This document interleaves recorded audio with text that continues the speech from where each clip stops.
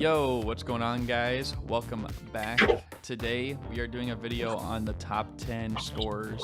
A debate between me and my man Sam Darnold's forehead on Twitter. You can find him in the description below. But how you doing, my man? Yes, sir. Happy to be back as always. Think this debate will be easy dubs, so happy to be here. Yeah, we had to run two debates because it was just that special of an evening.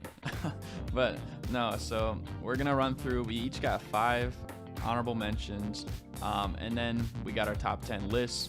So starting with our honorable mentions, if you want to rattle off your 5 first, and then we'll kind of go from there. Yes, sir. So my first one was Tracy McGrady, who we all know is one of the best scorers. I think he's probably somewhere between like 10 to 25 on all lists. But I feel like he was someone I wanted to put on just because of the moments he's had. 10 points, 11 points in whatever seconds. Everyone knows about that. My next one, Carmelo Anthony. One of my favorites growing up. He is known to be the pure scorer. He's still in the league because of scoring. Does he really do anything else at this point? Not really, but he's there and he's on the all-time scoring list for a reason. My next one, I wanted to put one of the top 3-point shooters because that's what the NBA is now. So I picked 2 guys to tie this spot, Ray Allen and Reggie Miller, both of them. When the league was in the defensive era, they both averaged 25 plus points per game and did it for 10, 12 years, 15 years. So I think they both deserve this to be not the best scorer, but one of the best scorers of the era. My next one, Dirk, pure scorer, has his own shot basically, 3-point shooter, 7-footer. He could pretty much score from wherever, whenever. And my last honorable mention is Allen Iverson, who could be on a lot of people's top 10 lists, maybe even higher, but because of his inefficiency and even though he does have 4 scoring titles and so many 30-point seasons, I think he's better on the honorable mention list. That's a pretty solid list. Basically, everyone you had there, I was thinking of in the back of my mind, and would probably, if I had like an honorable mentions list, like they would be on there. But my 5 honorable mentions, starting off with someone you did not list, and that is someone who is probably, maybe the early to mid 1980s decade. When he first came into the league, you could argue he was maybe the best scorer for a couple of years. I believe he won a scoring title, and that is Dominique Wilkins. Like once Michael Jordan came into the mix, then wasn't really the same thing. But one year he was also the MVP runner-up, and a big reason why is because I believe he was the scoring leader that year. You got also the Iceman, George Gervin. He's hovering near the top 10 all-time in points per game, I believe in both the regular season and the playoffs. So gotta give him credit there. He has the iconic finger roll. He was a solid mid-range shooter as well, and he was pretty efficient. So I gotta give him credit. Number 3 for my honorable mentions, and I guess I don't have them in an order specifically, but kind of had him backwards on my list. But this one, I have Allen Iverson just like you did. He wasn't the most efficient. I would give him credit though, just because at the volume he scored at for so many years, and simply the fact that the load that he had to carry offensively, all those years really in Philadelphia until he got another, playmaker or shot creator, one or the other in Carmelo Anthony, in Denver. And that was again 10 or 11 years in. My 4th one is Elgin Baylor. He's 3rd all time in points per game in the regular season. Once averaged 38 points a game in a season too, which outside of Wilt Chamberlain, that's the highest by any player in NBA history. And I think that personally he's a little bit underrated as a scorer. And this one might be controversial, but my final honorable mention spot is LeBron. And the big reason why is, I get it that, he's 2nd all time in points, total points, But I simply just look at the fact that, and it is kind of like the bag argument that people make a lot of times. And I'm looking at from an all-around standpoint as a scorer, I don't know if I would put him over a lot of these guys. And when you compare volume, efficiency, and just how, skilled or well-rounded you are. Now, obviously, he most likely will end up with the most total points ever. And that was kind of a big thing for someone like Karl Malone, for example. But I don't have him on this list simply because I think LeBron was a better scorer when you compare, around the rim, mid-range, and three-point, when you put it all together in one nice sandwich. So those are my 5 honorable mentions. If you want to jumpstart the official list with your 10th overall pick. Yeah, before I do that, I would say that's a good list until you put LeBron at 11 not 11 as an honorable mention. For reasons, I guess. It's going to look like a better list when it's all said and done, but what were you saying? It won't, because for reasons I'll say later, I guess, but pretty crazy to me. So my number 10 is a guy who I think you actually slept on. Well, you did give him the respect to put him on honorable mentions, but George Gervin, one of the only old heads I'll be putting on this list. He was a 4-time scoring champ. As you said, he's efficient. He shot 26 points per game career on over 50% shooting. And in the playoffs, he was even better, 27 points per game, still on 50% shooting. So even though he played back in the 1800s, he was able to score whenever he wanted. And I think also, he never had too many scoring weapons around him necessarily either. So, I mean, the fact that he was doing that, I believe he led his team once to the conference finals. He never won a championship, but I think got to give him credit there. My number 10 is Kareem Abdul-Jabbar. He is currently the total points scoring leader, at least until LeBron will most likely break it next year. The reason I did put Kareem, though, the slight edge over LeBron is because, one, in terms of true efficiency, Kareem does have the slight edge. I think you also got to consider that Kareem has arguably the most impressive single move in NBA history that hasn't really been replicated since, in the sky hook. He averaged 30 points a game 4 times. He was the playoff scoring leader 5 times. So I don't know. I think personally Kareem, and at his peak with Milwaukee, he was averaging about 35 points a game as well. And this is also, I think, when the pace of the game was starting to slow up from the 60s too. So I would give Kareem the number 10 nod on my list. Personally, I feel like you might have him later on, but who knows? We'll have to see to find out. Who do you have at your number 9 spot? So at number 9, I put 100-point man himself, Wilt Chamberlain. I think he needs to be on all top scoring lists. I just don't think he's the best, or even if he averaged the most points per game, it's just, would he be able to do that today with 3-point line and more athletic, taller defenders? Probably not. I'm a little surprised you had Wilt number 9, but I guess you were surprised that I had LeBron at 11, so I guess now we got that. My number 9 actually is someone you haven't named yet. It's someone I've done actually a few videos on the past about.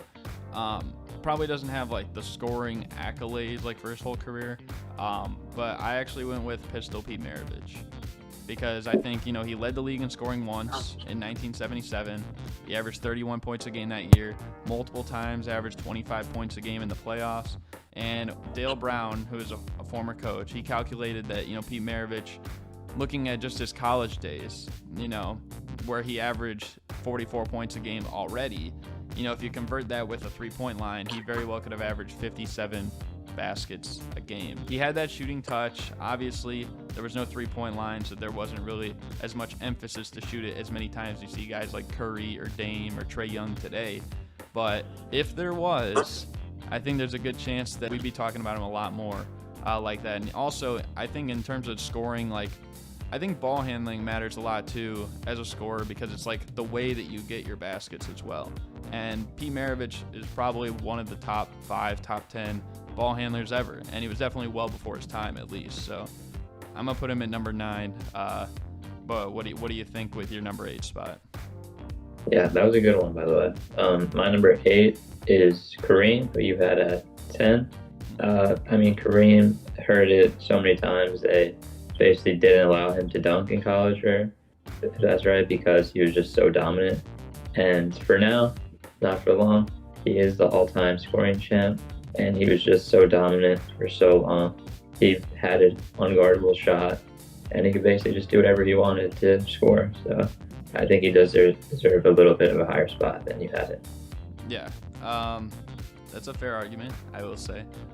My number 8 spot, though, it goes to a current player in the NBA, the greatest three-point shooter ever, and that is Steph Curry.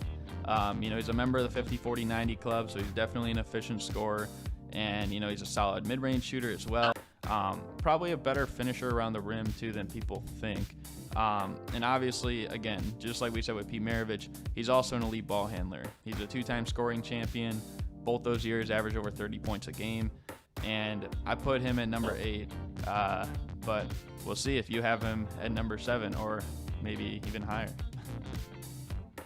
Maybe even higher. My number 7 is Larry Legend.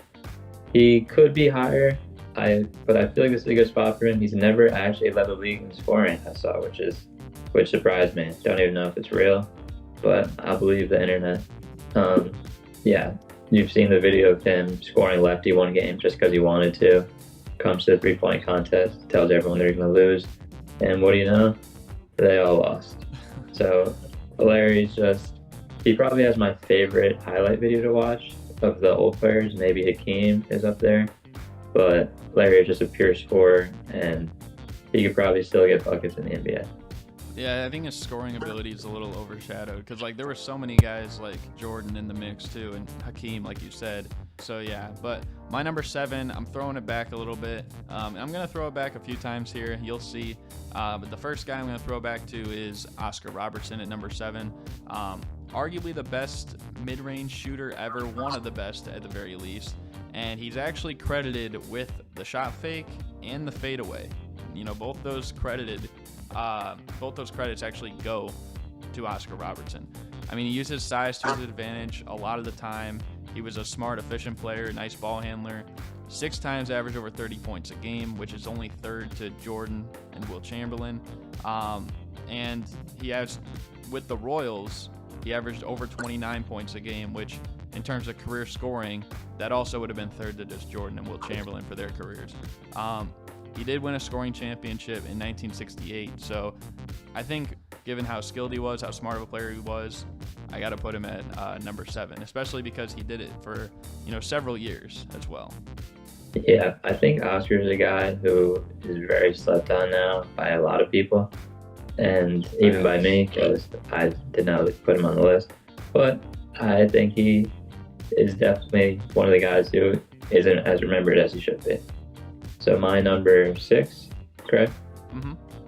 Is a guy who I feel like you are going to leave off, which is a shame, but that is James Harden, who has put up in maybe the best scoring season I'll ever get to watch. He was putting up 30 every single night, a very efficient 36 points per game, and he did it for years. He gets hate on because he draws fouls, but he draws fouls because he's able to get by guys and score no matter what the situation is. So I think Harden is someone who I even consider to be even higher on this list, but I feel like 6 is a good spot for him.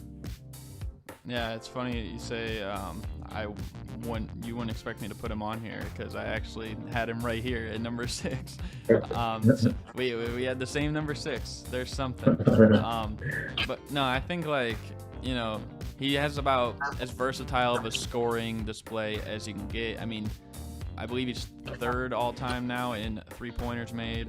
Obviously, he has several seasons where he has a ton of free throw attempts, and I know people hate on that, but I think that's part of the game. If it was such a big problem, stop fouling. He's also a skilled ball handler. I think his step-back move is up there as one of the best in the league. He's a 3-time scoring champion, like you said, and basically in the last 40 years, only him, Kobe, and Michael Jordan have averaged over 35 points a game in a season, and Harden almost did it twice. So yeah, so my number 5 is someone who a lot of people have higher, but I was thinking to put him lower for a bit, but ended up getting him up to number 5.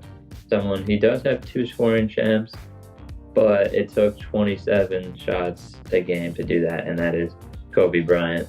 I mean, he's obviously one of the best scorers ever, but as is pointed out in all these GOAT debates, he's 32% from 3, which is surprising considering he's a guard from recent, like not in the shooting era, but as close as the shooting era you could get.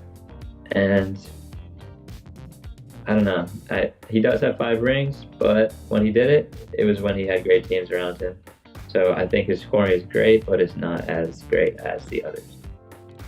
Well, I'm not going to pick Kobe for my number 5, but I am going to stay in Laker Nation. I'm going to go with Jerry West as my number 5. I think when you think about the NBA Finals, Jerry West is up there as probably one of the most impressive scorers ever. Probably guys like him, Jordan, Shaq, are probably some of the most impressive scorers for the NBA Finals. As a scoring champion, he led the playoffs in scoring 4 different times, and he's 6th in regular season points a game, 5th in playoffs points per game, and really for his time, he had an insane shooting touch. Might have been probably the best shooter at that time. Before the 3-point line in the 60s. And I think another thing to be considered is that scoring in the clutch, you could always count on him for that too. He's one of the most clutch players the league's ever seen. So my number 4 is a guy who was playing today. If you've seen him play in practice, anything, that he can just put the ball in the hoop wherever he is, and that is Steph Curry. He's changed the game. He could make 50% of threes. If he was guarded like a different player, he might shoot 70% from 3. But as he's Steph Curry, he has to be shut down from 3. And most guys who are shooters like that either aren't good at dribbling, they're not good for mid-range, they can't drive, but he could finish from anywhere. He could get around the hoop. His mid-range is amazing. His floater is one of the best in the league, honestly, and he could literally do anything. 2-time scoring champ, and he is not done. I already put Steph Curry on my list at number 8, but I'm going to go with a familiar name closely tied to Steph Curry in some degree because they were teammates, Kevin Durant, at my number 4 spot. Just like you said with Curry, he's one of the most skilled scorers of all time. Top 5 in regular season and playoff points per game as well, and he's a member of the 50-40-90 club just like Steph. I think also the one thing that's probably better for him as opposed to any other player, maybe even on this whole list, from 1 until my 15th guy as honorable mention, is that he's probably the most consistent scorer as well. You could even argue, you could argue guys I haven't named yet, but guys that I have named, maybe like Harden after he got to Houston, or LeBron or something like that. But I don't know. I think for Durant, you never see him drop an insane career high game. Still up there, top 5 all time in points per game for both regular season and postseason. The 4-time scoring champion, almost won 5 in a row if it weren't for Melo stealing the scoring championship at the very end of that 2013 season. 5 times he's led the playoffs in scoring too. So I would put him at number 4 on my list. I like that. My number 3, someone who you left off the list. He's going to be the number 1 scorer ever.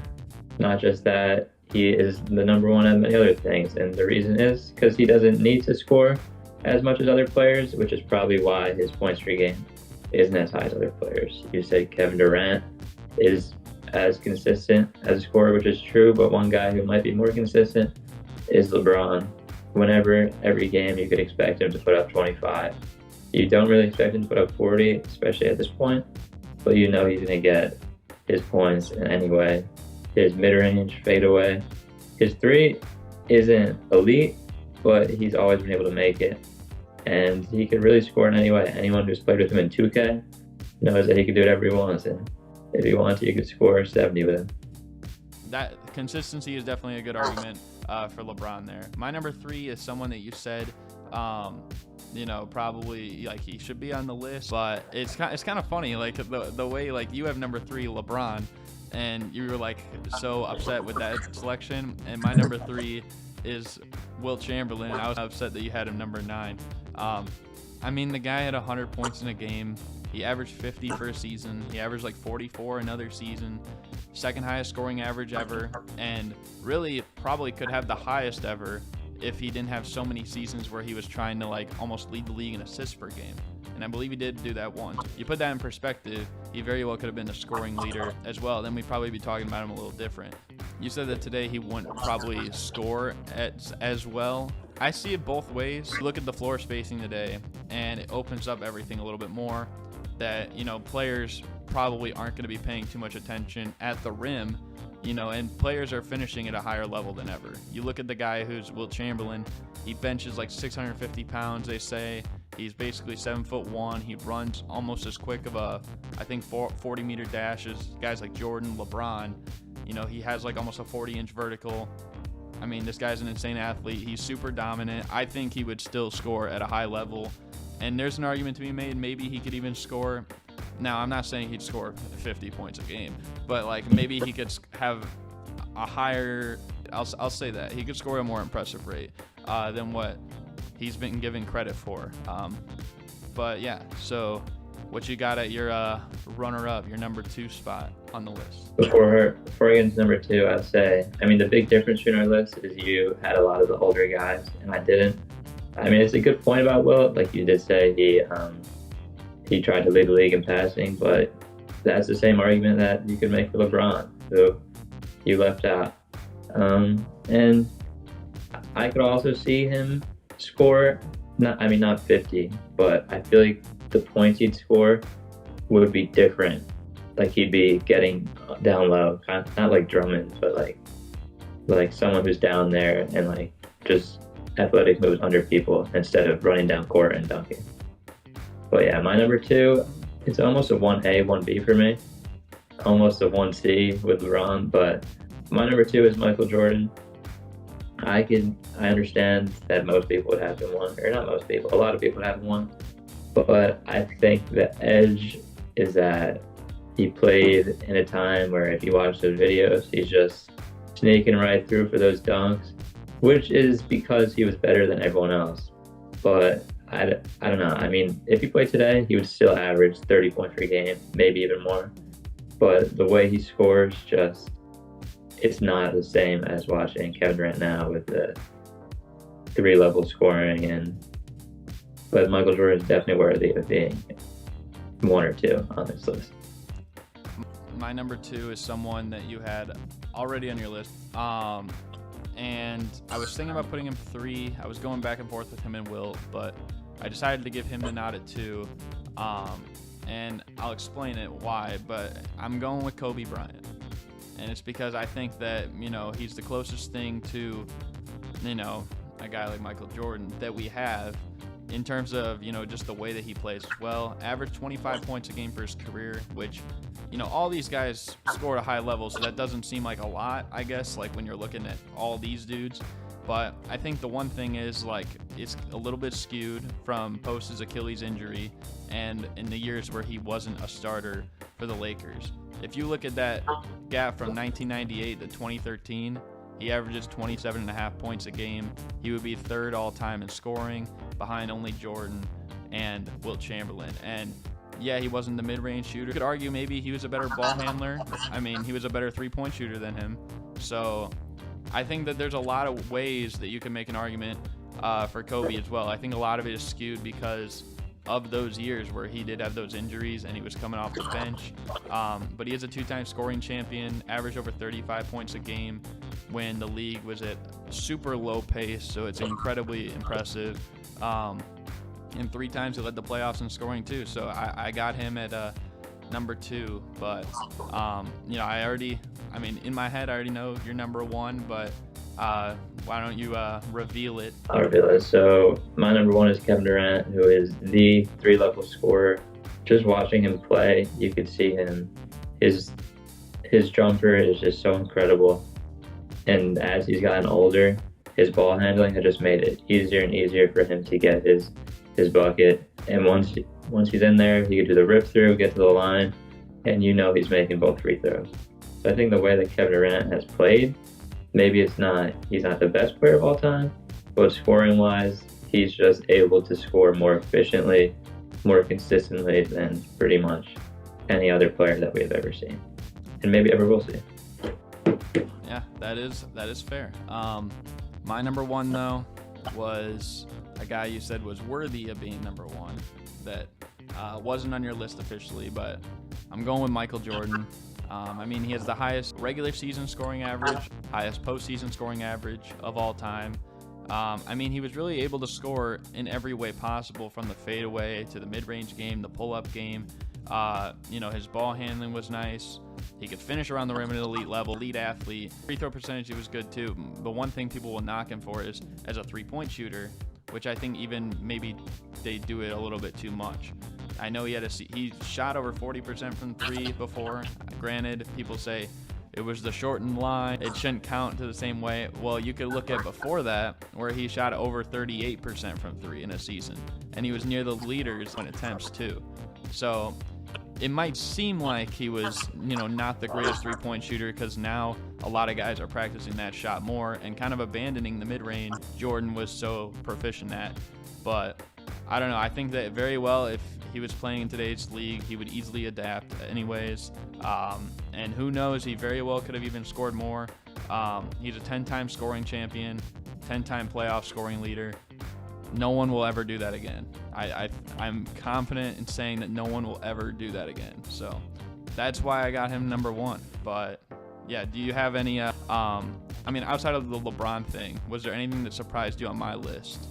Would you say? There wasn't really any surprising things. I mean, I knew you'd have Michael Jordan one just because of you. I mean, LeBron obviously surprised me, but yeah, I wanted to put Jerry West on my list, and then you had him so high. I was like debating having him in the honorable mentions, but I don't know. It's just, if you watch him play, it's just such a different game, and the way he's scored is just, I don't think I could compare him scorer-wise to the guys who play now. Yeah, I mean, I've seen people, I think majority would put Michael Jordan one, but I have seen people that put Kevin Durant at one, so I'm not entirely surprised with that decision. You even said it could go either way. I did like that you put George Gervin top 10. I was a little surprised by that. Not because I don't think he's worthy, but I just didn't expect you to put him on your list. I guess the one thing that surprised me was I think you put Steph Curry 4 and you put Kobe 5, which, I mean, that kind of caught me off guard a little bit. What do you think about that? Yeah, I mean, the thing with Kobe is, like, especially post 2020, tragically, is he's like one of the most polarizing arguments, especially as a scorer, because he played in the era of defense, but he got up his shots and you knew he was shooting. And he did average 27 for years, but the way Steph scores, I think it's just different. I don't think Kobe could score in the way Steph does, and obviously Steph is only 6'3", so he couldn't be a mid-range shooter the way Kobe is. But three-point shooting is just the way basketball goes now, and I think that you should get credit for that being your strong point. That is fair. I will say though, Kobe, of course, is probably a better finisher around the rim. In the mid-range game, you could argue either way, I guess, for Kobe or for Steph, because Kobe used it a lot. Steph's the greatest shooter ever, so you can kind of go either way there. Ball handling would probably go to Steph as well, but I don't know. I think that that was interesting, and I respect your list. I don't agree with necessarily all of it. I know you don't agree with all mine either, so that's kind of like why we're here, I guess. But you have any final takeaways or anything? Yeah, I will say, Steph, you said that Kobe is better around the rim. He shot more around the rim for sure, but I think Steph's touch is something that we really don't see, and that's why he's such a good three-point shooter. But yeah, I'm excited for the fans of the channel to choose me and abandon you, because they'll see that I had the better list. So I'll be checking the comments and seeing everyone say that I'm right and you're wrong. Well, I don't know about all that. Hopefully they don't do it. I'm gonna just be praying, I guess. But nah, appreciate you being on again for both the collabs. But yeah, again, hope you guys enjoyed. Thank you guys for watching, and we're out.